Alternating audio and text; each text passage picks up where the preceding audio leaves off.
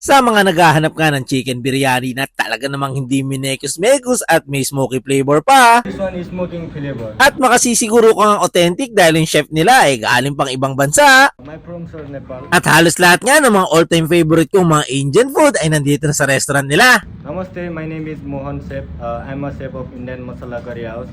Please come the Indian Masala Curry House, Colombo branch. Then visit.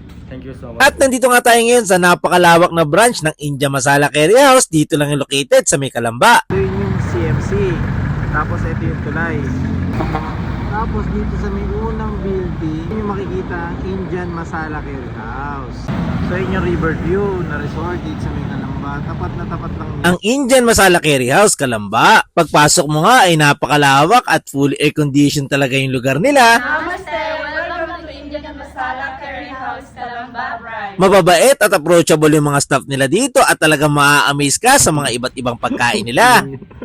Mas lagi pa sa mukha ko. Indian Masala Curry House, Kalamba Branch. Una natin titikman ito kanilang chicken tandoori. Dito sa Indian Masala Curry House, yung mga chef nila talagang galing sa ibang bansa. Talagang mga chef ng mga Indian cuisine food. Tapos, yeah.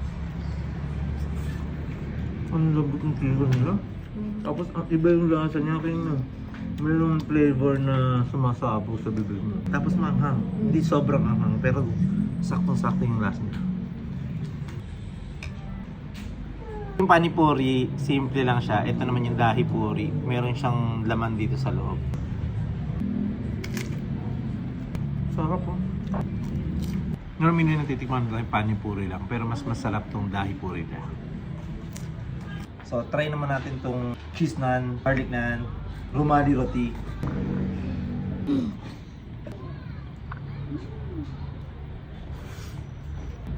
Ang sarap ng sauce. Merged sora. So, meron siyang topping na egg.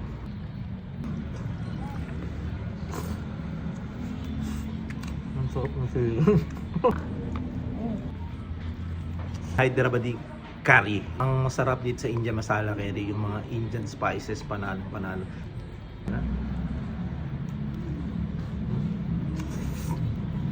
Chicken Hakka noodles non-veg.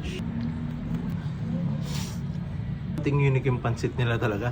Iba-ibang flavor yung malalasahan mo. Pagkatagad yung anghang niya sa bibig. Parang nag-overflow yung flavors dun sa bibig mo. Cottage cheese. Wow. Something yung flavor nila para sa akin. Babalanse itong parang yung paneer